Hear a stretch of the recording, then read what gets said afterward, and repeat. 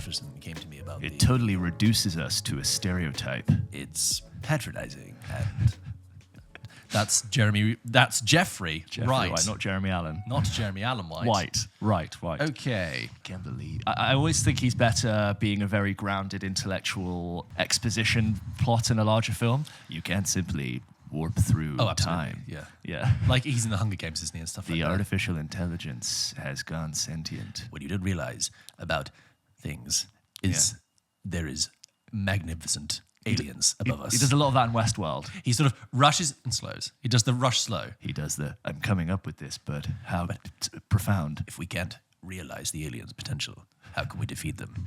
Anyway, American Fiction, written and directed by Cord Jefferson, who is predominantly a TV writer, wrote on things like The Good Place and Master of None, but also HBO's Watchmen, which was a fantastic series, based on a novel by Percival Everett called Erasure. American Fiction stars Oscar-nominated Jeffrey Wright, Tracy Ellis Ross, Oscar-nominated Sterling K. Brown, Issa Rae, Eric Alexander, Adam Brody, and many others. Love seeing Adam Brody in anything. I thought exactly the same thing. I thought he was really good in this. I like Adam Brody because I'm like, you look good. He's quite handsome. Looks great. And I think he can always do comedy and seriousness. He can kind of dip his toes. Yeah. I find him quite a magnetic screen presence. I was just reminded of Seth Cohen in The OC, and I just have such a soft spot for that character and him as an actor. And he pops up in so many weird things, like Jennifer's Body and Mr. and Mrs. Smith. Yes. And this. He's around. Yeah. Anyway, so the story of American Fiction is this.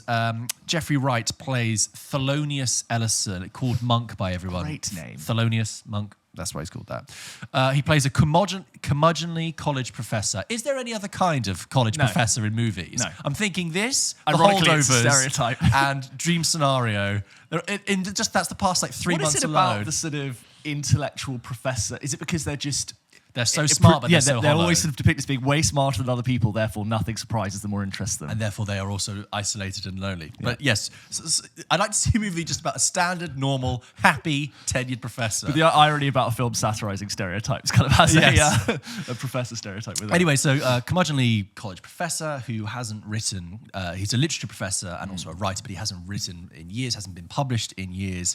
He finds himself on a break from academia, kind of against his will, and ends up reconnecting with his family back in Boston. And this is a family that is kind of very much in flux. It's kind of this end of a dynasty feeling. They have this fantastic, gorgeous home. The mother is showing early signs of dementia. The sister is struggling to keep it all together. You have Sterling K. Brown being a distant brother who is has just gone through a divorce. Having his wife has discovered him as in bed with another man. So now he's openly gay for the first time. And he's out, but he hasn't seen his kids, so he's very depressed. And Jeffrey Wright returns to this kind of strange family dynamic. And at the same time, he's thinking about his lack of success. He's very much in a rut. And he's starting to realize that, in a very sort of satirical point, that if he actually wants to get published, if he actually wants to answer the demands of a very white publishing industry, he needs to, in effect, black up his writing and reduce his writing to black stereotypes and exactly writing for what white people think they want to hear.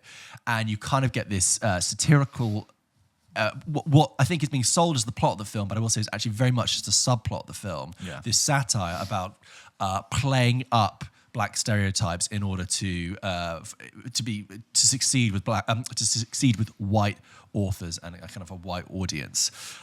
Like I said, that is being sold as the main point of the film, but actually, and to my surprise, is very much a subplot of the film. The film is much more interested in this kind of family dynamic and family drama with Jeffrey Wright at the center. Oscar nominated for Best Picture. Like I said, 2 acting nominations there. I think Best Adapted Screenplay as well. American Fiction, James. What did you think? I had quite high expectations going in, given the talent involved and the Best Picture nomination. Yeah. But when I watched it and came out of it, I think for me it's probably one of the softer picks for Best Picture nomination, in my opinion. As you said, it fights from these 2 fronts, which I think the family drama sort of light comedy side sort of snuck up on me a little bit, and I didn't really expect that coming. But what I think is really funny is the central satire of American literature, American characters. There's a really funny moment where he's just flicking through TV and it's like, and now some of the great cinematic pieces of African American history. And it's like cut to montage of slavery, ghettos, gangs, violence, poverty. And it is very funny in dealing with a white audience and a white publisher on that side. I think is really well done. I also think, obviously this is what this film is all about, but it is very rare to see middle-aged, middle-class black people in cinema depicted as part of a sort of middle-class liberal intelligentsia trying to deal with problems such as where to put our mother in a care home. You do not see black characters really portrayed in this way, and I do praise it for that, and I do praise it for pointing its pen at the other side and laughing, and I think most of that satire is done well, and where I did laugh was in those scenes. What I think disappointed, I think great performances from Jeffrey Wright, and I really like the conception of his character. Again, not my, I think a soft, and Sterling K. Brown, who I really like, a soft pick for best supporting for me, to be honest. But not taking Andrew Scott's place. Yeah, like totally, absolutely. I think for me, where it starts with sort of two central themes and it fights from two fronts. And the more and more I watched it and the longer it went on, it seemed to kind of unravel for me. And unfortunately, I thought the ending was disappointing and didn't commit to something that I think this film really could have led to. And I think that stops the film from being keeps it to being a good script and stops it from being a really great one that had something to say. I didn't like the ending, and if you've seen the ending, you know what I mean. I think this film, because it was bold with its satire, should have committed to something. And I feel like it was a little bit of a cop-out ending for me. And it leads I don't think it knew where to take it, leads so hard into the satire, and I was less interested in it towards the end. So a little bit disappointing considering my expectations, but I didn't have a bad time with it. I just never really got swept up in the film as a whole. Yeah, I agree with you. In fact, I even think I feel just a tad less favourable towards it than you. Disappointing is definitely the word I thought when I came out of it. I think that my disappointment was that, I mean, you would call it central satire. I do think that idea, satire, but that's the thing, that idea of him playing up black stereotypes in order to sort of like trick a white industry is really interesting. I think it's a great concept, and I think that's, like I said, that's what the film's being sold at, and I think that is so juicy. And I kept thinking this is underexplored because you get a scene of that followed by 4 scenes of family drama. Now, I don't mind the family drama necessarily being in the film because, as you say, I think it does a really great contrast of, on the one hand, in order to be professionally successful, he's having to play up black stereotypes, one-dimensional black characters. And the financial element, he needs to pay for his mum's exactly. But on the other side, you're getting a 3-dimensional family dynamic, which I totally understand from a structural point of view, why we have that dichotomy between these two elements. However, I just didn't find the family drama very interesting. And like, I think Sterling K. Brown's character is a perfect example. Sterling K. Brown, great actor, does a good performance, but again, a bit of a soft pick. He's not in it that much. And his character, on paper, is fascinating.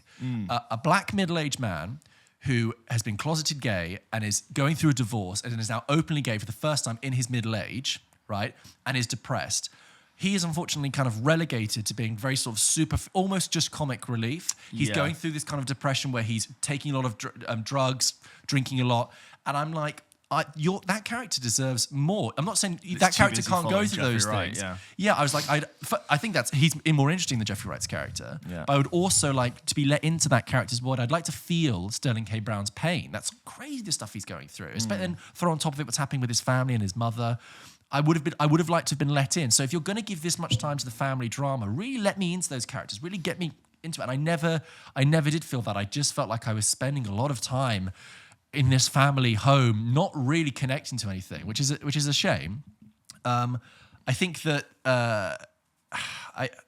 what do I think? I think like that lack of direction to me, followed by the ending, which I don't think made a decision. No, makes me look back on the rest of it and be like, well, you were kind of meandering around here.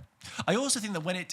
Versus if it had gone, if it had a really great rounding full stop to the point it was trying to make, it would have, I think, just sort of snapped the rest of it into focus, but it didn't. I got quite restless. Actually, I have to say, I wouldn't say bored or anything. Like I was with it, but I was checking my watch. I did get restless. I'm thinking, you're not okay. I understand that you're not going to do the satire that you're going to do. The family drama really isn't as interesting as you think it is.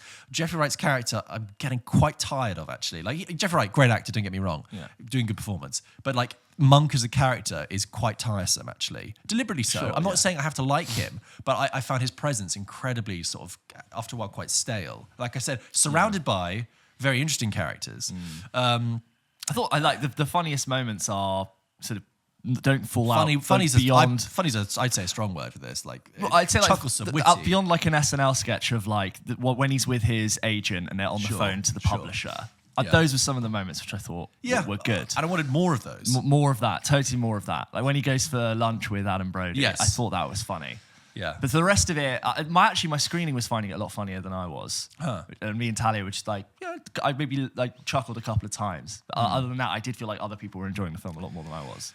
So Maybe we're not. But I did come away thinking, I'm surprised that's been nominated for Best Picture. Totally for me. Can I be very cynical? Yeah. I almost think there's a slight thing of life imitating art with I was a gonna very say this, very but white film industry, a very white academy has gone. Oh, amazing! Oscars can't be so white. A brilliant, like in the film itself. Yeah. Got a brilliant black story and a brilliant thing pointing out. Oh, About, you've laughed at us. Oh, we find it so funny. Yeah, We come find on it in. so funny. And I'm like, the film has some great moments, and actually towards the end, there's a great scene between Jeffrey Wright and Issa Rae about the heart of what's happening, about the publication of this film. Yeah. And I was like, I really wanted more of that, but I think the film is not as good as I think the Academy thinks, and like it's almost, the white professor comes in and goes, "What are we talking about?" yeah, literally. That's and funny. And I think I don't know. I kind of feel like. I thought that ending was such a cop out. Yeah, but I think that's what's happened with the film in real life is it's kind of been swept up because I think people have put a lot of pressure on this film to mean something greater than it is, and I think I'm like everything you say is there, multi-dimensional characters, family drama that you don't normally see. It's just not terribly compelling. Interesting. Yeah. That's American fiction. I'd love to hear if other people had different thoughts to us, or if you received it slightly differently, or if you agree. As always, send in your thoughts to hello@popkitchenpodcast.com and we will read them out on the show.